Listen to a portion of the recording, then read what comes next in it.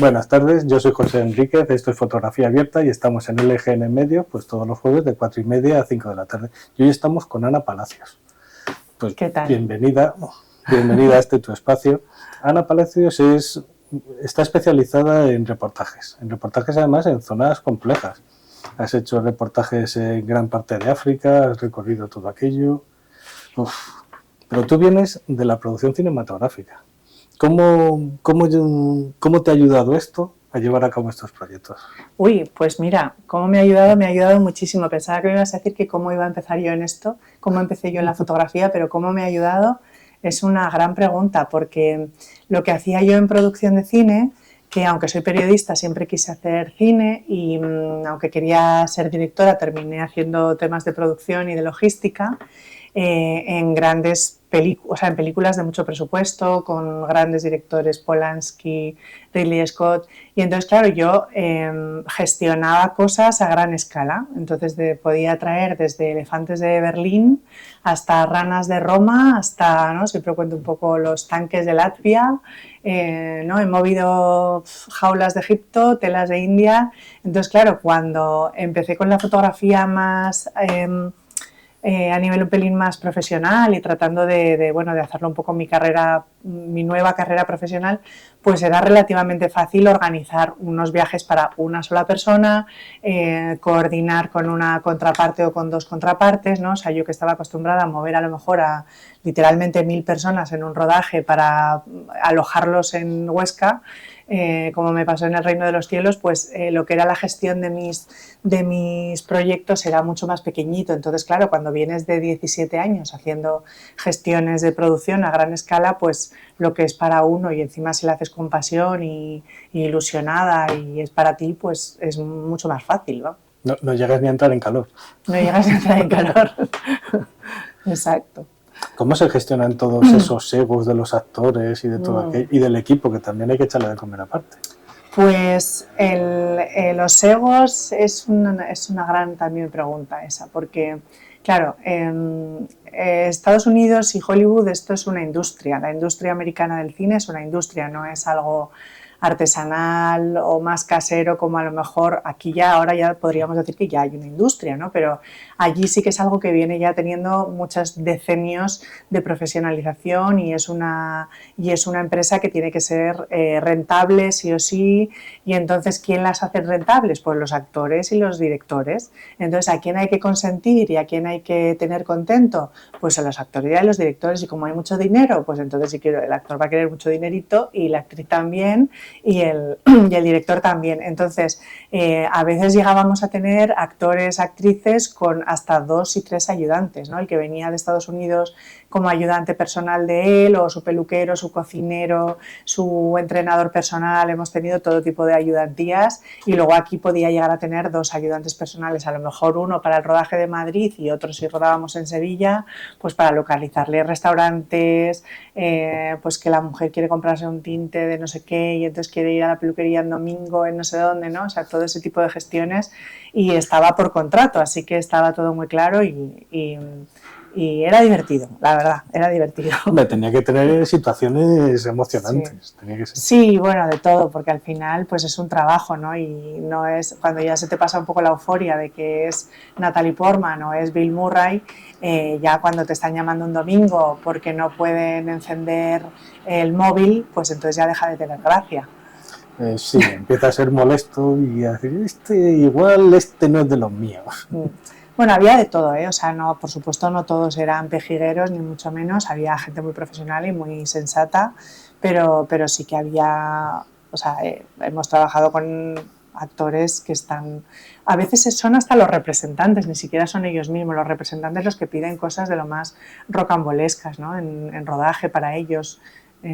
Pues desde un microondas que acompañe en todo momento, ¿no? al actor, pues si se quiere calentar un agua para un té, ¿no? En mitad de las montañas. Pues. En mitad de Soria, tener un sitio donde enchufar un microondas tiene que ser interesante. Pues por ejemplo, sí. Pero te has pasado a la fotografía. Me he pasado a la fotografía. No fue de un día para otro, porque aunque mi primer viaje así catárquico fue a India con las hermanas de las Anas a conocer las misiones que tenían ellas allí, esto fue en el 2010, y hasta que dejé definitivamente el cine fue en el 2014, con lo cual desde el 10 hasta el 14 estuve compaginando cine y proyectos de fotografía siempre vinculados a derechos humanos, sobre todo con ONGs, fundaciones. Los temas de derechos humanos son temas duros. ¿Tú esto cómo lo gestionas en tu vida personal? ¿Cómo llevas lo que ves? Bueno, pues al principio, desde luego que la primera vez que yo afronto esto, cuando tengo 37 años y me voy a India sin saber ni siquiera lo que me iba a encontrar, pues fue un choque muy importante, porque además yo no tenía ni idea de lo que eran los contextos de pobreza, ni la extrema pobreza, ni la enfermedad, ni la precariedad. O sea, yo venía de la zona de confort del primer mundo, ¿no? España, bueno, clase media, ¿no? Acomodada, con lo cual no había visto realmente en mi entorno nunca nada así, ¿no? A pesar de lo que pudieras ver en la tele, pero claro, vivir en primera persona eso no tenía nada que ver. Con lo cual el primer viaje fue muchísimo más confuso, mucho más shock, no sabía bien, me costó digerir un año, diría yo, hasta que entendí lo que había visto y lo que había pasado. Y luego lo que hice fue un poco transformar esas experiencias. Cuando yo me iba a un proyecto a documentar, a fotografiar a comunidades vulnerables, siempre me amparaba y siempre me ha protegido la idea de que lo que voy a hacer va a poder tener a lo mejor una capacidad transformadora para esas personas, para mis protagonistas. Entonces, sentir que lo que yo esté haciendo con la cámara puede hacer que la vida de esas personas sea un poco mejor, ha sido siempre una gran motivación y un gran motor para seguir haciéndolo y para sentir que, bueno, toda la pena o la rabia y la impotencia que puedes sentir, bueno, pues tú misma, ¿no?, canalizarla y transformarlo en acción y en tratar de que lo que estás contando llegue a la máxima audiencia posible. ¿Crees que esa es la diferencia entre un proyecto fotográfico y periodismo? ¿Esa implicación? No, yo creo que el periodismo ya de por sí requiere implicación. Yo creo que un periodista tiene que ser comprometido sí o sí con lo que hace, con lo que cuenta, con lo que ve, ¿no? Y ahí está también la honestidad, el rigor, ¿no? Todas esas cualidades que tiene que tener un periodista. Yo la diferencia que encuentro entre el fotoperiodismo y el periodismo, obviamente, es que te vales de una herramienta adicional que es la imagen, ¿no? O sea, igual que un paso más podría ser el documentalismo en vídeo o cine, en el que también puedes contar con el ritmo, con la música, con los efectos sala, ¿no? Pero fotoperiodismo frente a periodismo, yo la gran diferencia lógicamente veo que es que estás añadiendo un elemento que puede ser muy emotivo y muy directo y muy universal, como es una imagen, ¿no? Que no hace falta hablar el idioma, sino que mucha gente, 90%, 100% de las personas que pueden ver algunas imágenes son interpretadas de la misma manera, ¿no? Tú has tenido proyectos, a mí me gusta mucho este que tenemos aquí, que lo podéis ver, esto va para los de YouTube, que es el proyecto Albino. Que además me gustan mucho las fotos, creo que era Kellen, como se llamaba la chica. Sí. ¿Te ha servido la fotografía para acercarte a ellos? Sin duda. O sea, para mí la fotografía es... soy yo la primera que siento que hay una transformación en mí. Cuando documento proyectos, soy yo la primera que me implico y que quiero entender lo que está pasando, conocer sus causas, su origen, el contexto, las consecuencias. O sea, para mí soy la primera que tiene que sentir y vivir y entender lo que quiere documentar. Y para eso también siempre se necesita tiempo. Yo pienso que un gran ingrediente de los proyectos fotográficos es poder dedicarles tiempo suficiente, ¿no? Y desde el principio, como ya empecé mayorcita, pues y tenía ya la capacidad de, al ser freelance, de poder irme a los proyectos 2, 3, 4 semanas o 2 meses, ¿no? Hasta 3 meses he llegado a estar, pues los primeros días estás simplemente como tanteando el terreno, conociendo a las personas con las que vas a convivir, ellos te conocen a ti, primero son desconfiados o reticentes, luego te vas ganando la confianza y eso hace ya que se genere un clima de complicidad, incluso en el que ya todo fluye con mucha más naturalidad, ¿no? Y no creo que sea posible este anhelo que tenemos los fotoperiodistas de sentir que somos invisibles, ¿no? Y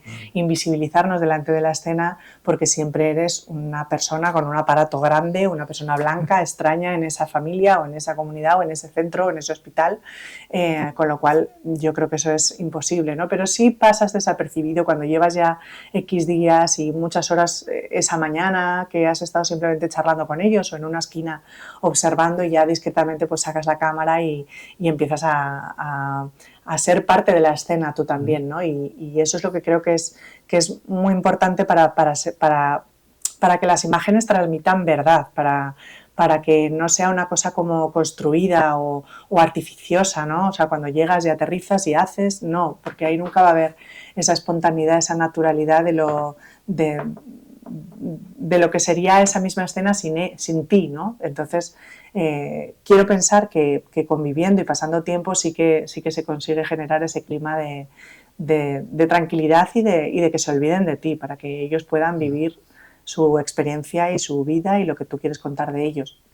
Al final es conseguir que te acepten, que no sea el trabajo solo para ti, que sea para ellos. Sí, no es fácil porque muchas veces ni siquiera yo a veces sé lo que va a ser de ese trabajo. O sea, yo no sé, cuando estoy haciendo unas fotos, no sé si eso voy a conseguir publicarlo en medios de comunicación, no sé si eso tendrá cuerpo suficiente para ser una exposición, no sé si eso podrá ser un libro. O sea, yo tampoco puedo transmitirles a ellos cómo de lejos o no lejos va a poder llegar lo que yo quiero contar sobre ellos, ¿no? Pero sí que es verdad que suelo ir arropada por quien está detrás de esos proyectos, por ONGs, por fundaciones o, en fin, instituciones, asociaciones, etcétera, y ellos también, digamos que avalan, ¿no? Y me validan para estar en ese espacio y entonces ellos confían, ¿no? Entonces es más que la señora Blanca está aquí porque la han traído estos misioneros o los que nos ayudan todos los días en el hospital o los que nos dan sacos de arroz, con lo cual pues debe ser que no nos va a hacer daño, ¿no? Y podemos confiar. O sea, yo creo que hay más de eso también. Me choca mucho, es muy habitual sobre todo entre los aficionados a la fotografía. Me voy al otro lado del mundo y le tiro un primer plano a un niño y me doy la vuelta y ya le he tirado la foto al niño. ¿Qué tal llevan ellos ese concepto de turismo, de este que viene a hacerme una foto y se va? Para mí sería molesto, entiendo que para ellos también. Bueno, y para mí, por supuesto, y para ellos también, porque además, como bien dices, ya hay pocos lugares del mundo sin explorar, sin que haya ido alguien con una cámara, con lo cual ellos entienden muy bien lo que estás haciendo, aunque no tengan zapatos o no tengan algo que llevarse a la boca, entienden en general, entienden lo que significa que alguien esté ahí haciendo fotos, pues eso, que estás cogiendo su imagen, que algo vas a hacer con ella, no saben bien qué, ¿no? Entonces, yo creo que la diferencia entre lo que tú expones y cómo yo vivo mis trabajos es que para mí hay un proyecto detrás, no es un paracaidismo, llego, hago una foto y me voy. O sea, es una historia que yo quiero contar, algo que creo que es importante contarlo al mundo o al menos a quien me quiera escuchar o leer. Y que suelen ser historias poco representadas o poco documentadas o que están en la oscuridad de los canales habituales de información y que requiere esa implicación en la que yo voy a hablar con ellos, voy a obtener sus testimonios, los testimonios de quienes les acompañan, de sus familiares, de sus profesores, de sus... me da igual, ¿no? De sus educadores, de sus enfermeras, ¿no? O sea, siempre voy a intentar documentar todo lo que rodea a esa persona que sea la protagonista de mi historia. Entonces, y voy a compartir tiempo con esas personas, y no todo el tiempo va a ser estar haciendo fotos. O sea, yo muchas veces estoy horas y horas simplemente jugando con esos niños o compartiendo, pelando judías con las madres, y no hace falta ni siquiera hablar el idioma, es solo los gestos son muy universales también, ¿no? Y la sonrisa también, y la paciencia y la empatía, yo creo que también es un lenguaje, una intuición muy universal, y que termina uniéndote a esa persona, porque yo, si me acerco a ellos, es porque algo me importa de lo que les pasa, y de lo que no es que me he ido a un viaje a Vietnam y a ver este niño que está aquí y ya de paso veo este río. No, yo voy allí a contar sus historias, no son viajes casuales en los que me encuentro alguien a quien le pasa algo, sino que yo voy allí porque a esa persona le pasa algo, a esa comunidad, a esa familia, ese poblado, lo que sea, ¿no? Entonces, la aproximación a la historia es distinta, y creo que tiene mucha más densidad y mucho más solidez y más cuerpo. Bueno, el cuerpo de trabajo es como más bueno, no quiero repetirme, pero es como más sólido, ¿no? Hombre, es evidente. No es algo casual, es algo premeditado. Hay una cosa que tengo yo siempre muchísima curiosidad. En tus trabajos se ve cómo influye mucho la manera de pensar de la gente de África, sus costumbres. En el tema de los albinos, aquello de que crean que son mágicos o cosas de estas que dan superpoderes. ¿Eso es un problema en esos hospitales? ¿Se va mejorando a través de la educación o esas costumbres siguen clavadas? Bueno, has dicho la palabra clave, que es la educación. Educación en el sentido de formación, del conocimiento, no de educación de las buenas maneras, sino educación de saber de conocer, ¿no? De conocer el mundo, y de conocer a veces también los derechos que no los conocen, o la medicina, las enfermedades, ¿no? Es el gran problema de muchos de estos países con índice de desarrollo humano bajo, es la pobreza, y la pobreza te aniquila el acceso a la educación, a la salud, a los derechos a crecer en familia, a todos tus derechos, te los aliena de cuajo, porque lo que tienes que hacer es sobrevivir. De esa manera, ¿qué pasa? Que son personas que no saben que tú, como niño, no eres una herramienta de trabajo y no eres mi propiedad yo como padre, sino que tú tienes tus propios derechos. Que tú no te puedo casar con ese señor porque a mí me dé la gana. Entonces, ¿qué pasa? Que se apoderan las tradiciones y las tradiciones de los lugares, ¿no? La mutilación genital femenina, ¿no? Todo eso es lo que prevalece en esas comunidades en las que hay tanta falta de conocimiento de eso, de los derechos o de la ciencia, ¿no? Entonces, ¿por qué piensan que son mágicos los albinos? Porque no entienden cómo un niño puede nacer blanco como la leche de dos padres negros, ¿no? Padre y madre negro, y cómo es eso de que salga un niño blanco. Pues esto tiene que ser magia, ¿no? Entonces construyen todo tipo de sortilegios alrededor de lo que no entienden, ¿no? Y ahí están ancladas muchísimas de estas tradiciones, pues la brujería, ¿no? Se apoya en tradiciones orales y mitos, y que no tienen ninguna base científica muchas veces, ¿no? Y este es un caso muy evidente, ¿no? De no entender que es una condición genética el albinismo, y que por eso no tienen por tus padres por qué ser blancos, sino que pues es un gen recesivo, bla, bla, bla, y también pues que va a causarte cáncer de piel. ¿Qué es eso del cáncer de piel? Si a mí no me duele nada, ¿vale? Es que no duele el cáncer, pero te tienes que proteger y te tienes que poner cremas, entonces se pone la crema encima de la ropa, o se pone la crema por la noche, porque no saben. La ropa es algo que me llamó mucho la atención en las fotografías. Siempre con su sombrero, siempre con toda la crema, siempre con todo. Claro, porque yo fui a este viaje a Cabanga con la ONG IPC Pandora, que ellos llevan un grupo de voluntarios precisamente para ayudar a a formar también a estas personas de protegerse del sol, porque es el cáncer de piel el gran enemigo de estas personas sobre todo, ¿no? Y entonces ellos no saben que desarrollan cánceres de piel temprano porque nadie se lo ha explicado, porque, ¿no? O sea, esto está fuera del alcance del conocimiento de estas personas, ¿no? Entonces, pues les enseñan que tienen que ponerse ropa de manga larga o sombreros de ala ancha y no salir en las horas de sol, ponerse cremas protectoras de protección total para que así proteger la piel, en fin, gafas también de sol porque tampoco tienen melanina en los ojos. Entonces, todo eso era también parte de la labor que hacía en este caso la ONG, con lo cual cuando yo documento a esta comunidad en este recinto cerrado y fortificado como era Cabanga, que lo había construido el gobierno para proteger a estas personas de esos cazafortunas que quieren hacer esas pócimas mágicas, pues también era responsabilidad de la ONG pues formar a estas personas de que, bueno, que se protejan del sol, etcétera, etcétera. ¿Cómo es ese shock cultural? Porque yo entiendo que allí los niños todavía no son importantes. Aquí los niños son la cosa más preciosa que tenemos porque hay pocos, pero allí son casi una propiedad de los padres, o son, sí. Hasta que no son adultos parece que no importen.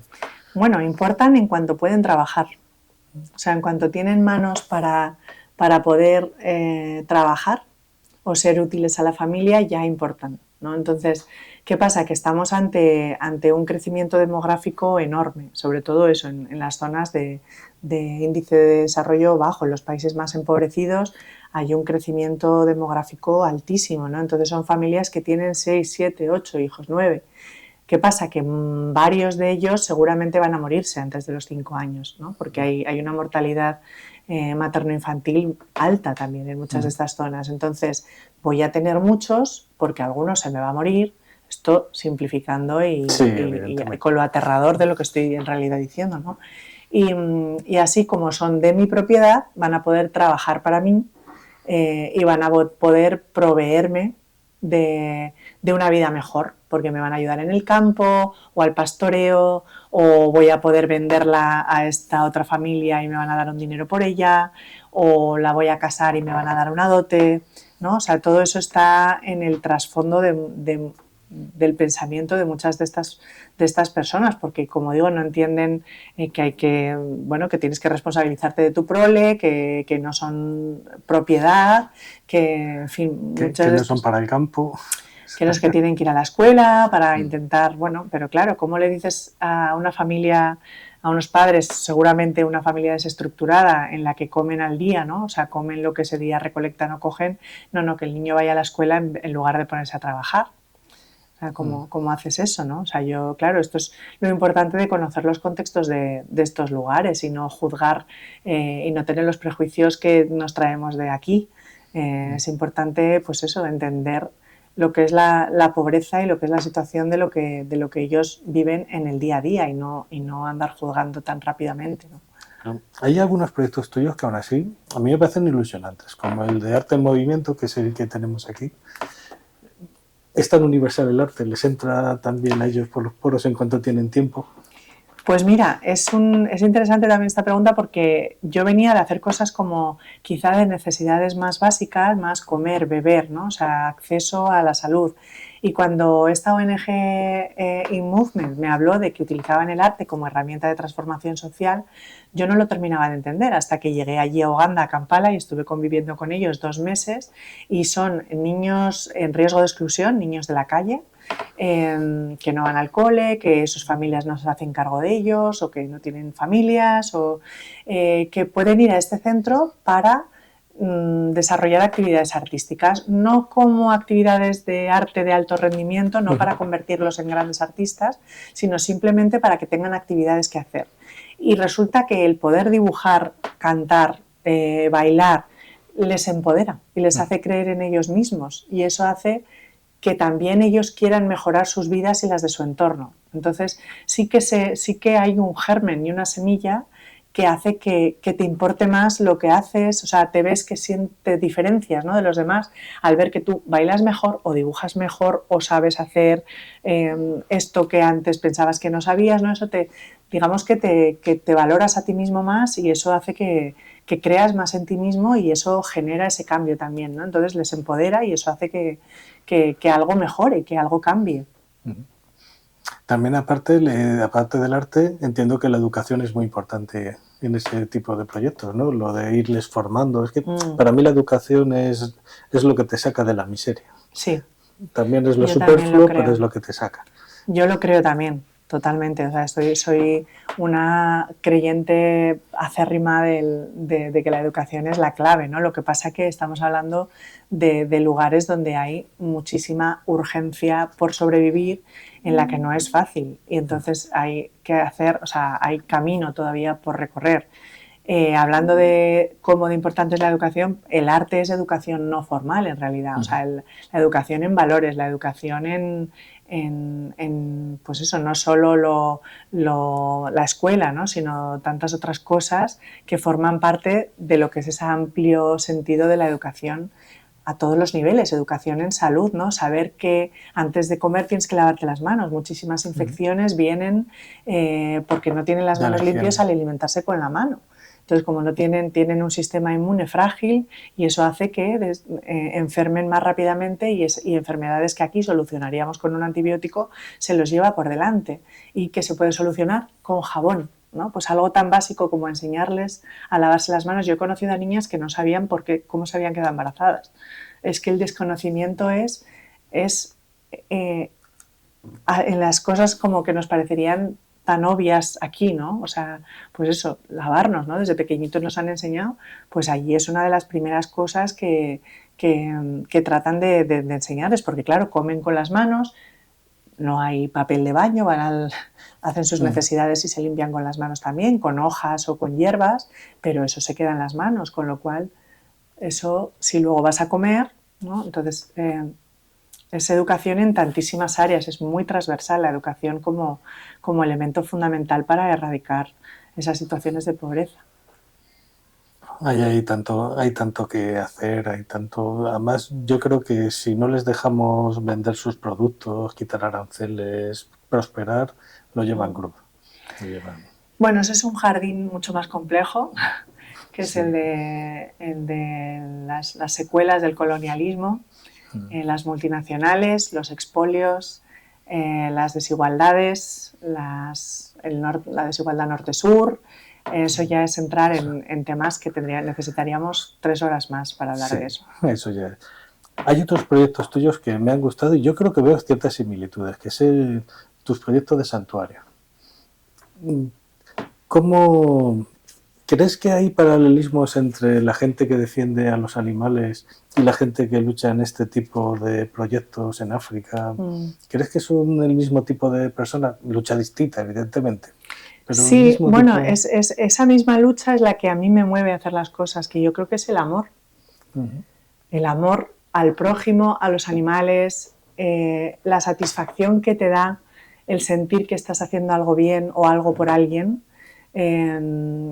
es lo que empuja a mucha gente esa semillita de la solidaridad.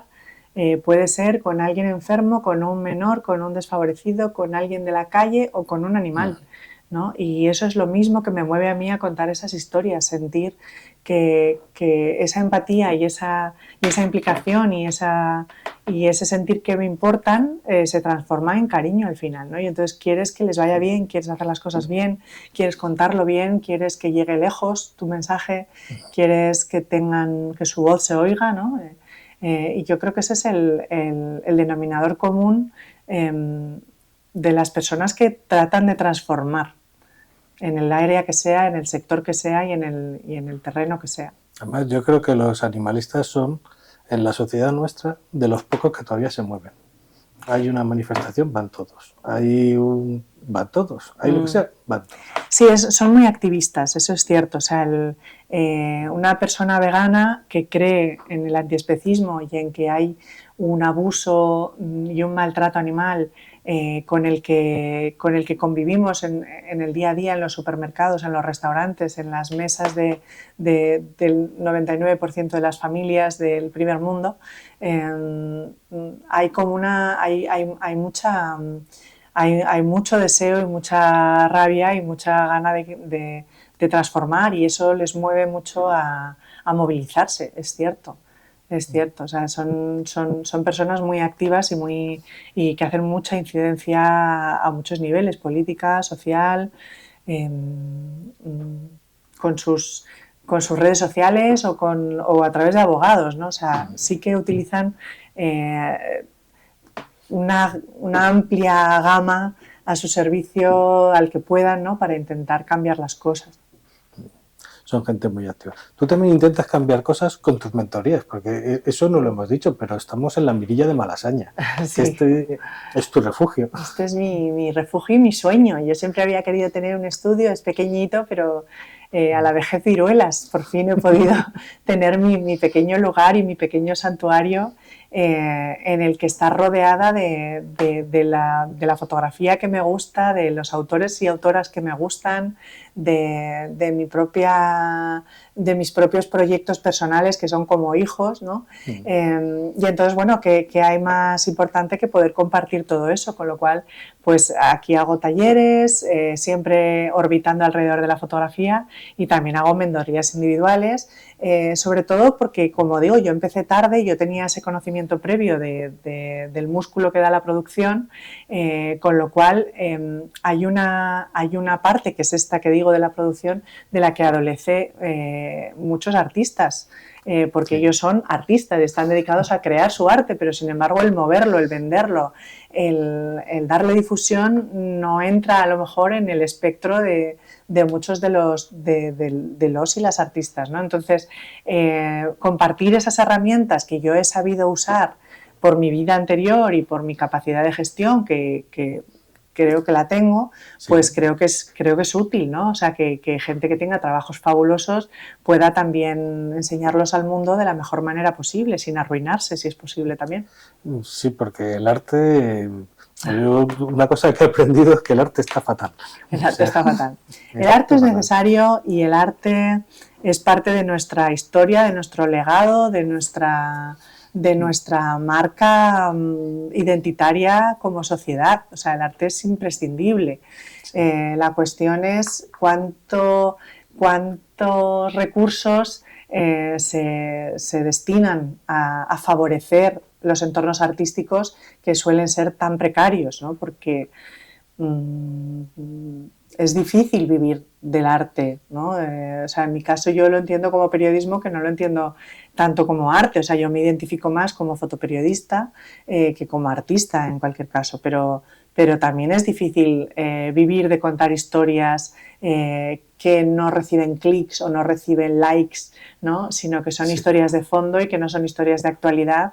Pues hacerse hueco en el panorama informativo también es complicado y es difícil. Entonces, bueno, yo creo que entre todos, entre nuestro granito de arena, entre los que son más de las partes institucionales y los que estamos abajo, todos tenemos que ir en una dirección de que haya remuneraciones justas por el trabajo, sea del perfil que sea.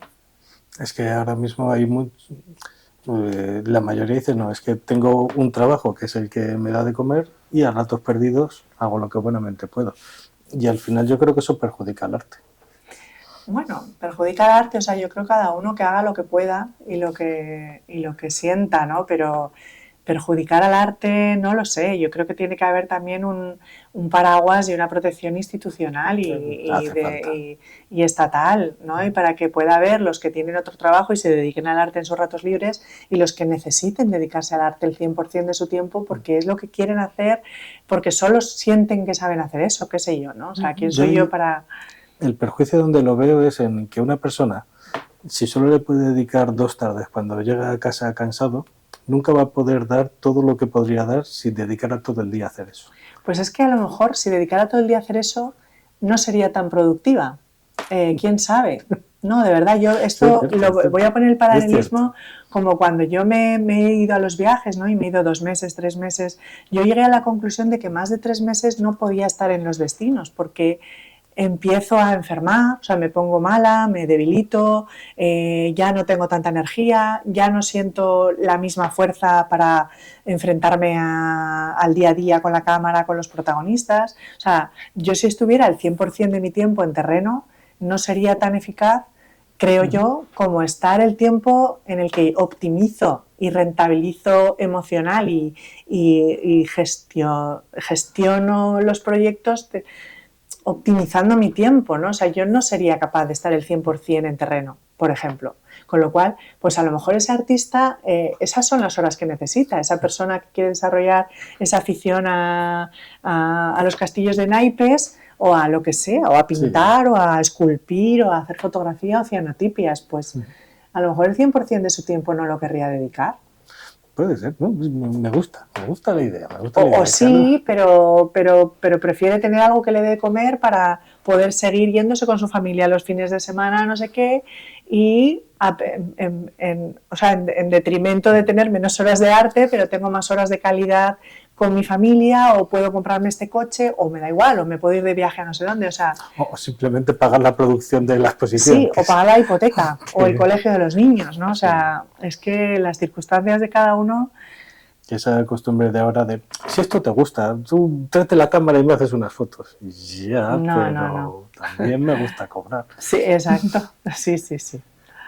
Cuéntanos, ¿tienes una exposición ahora de los niños esclavos? Sí, Niños esclavos, la puerta de atrás, es un proyecto que hice en Togo, Benín y Gabón entre el año 2015 y 2018, que es un libro, una exposición y también es un documental que ahora está en Filmin, y habla sobre la salida de la esclavitud, no de los niños que 1 de cada 4 o cada 5 niños en África subsahariana vive o algo bajo alguna forma de esclavitud moderna, sino cómo algunos de ellos consiguen salir de esa situación de esclavitud y consiguen abrir y atravesar esa puerta de atrás, ¿no? Que así es como me ha gustado definir la metáfora de lo que es la historia en la que hago como un camino y un protocolo en el que empieza desde la propia esclavitud de esos niños hasta la identificación de esa situación de mendicidad, de matrimonio forzoso, de reclutamiento de niños para conflictos armados y niñas,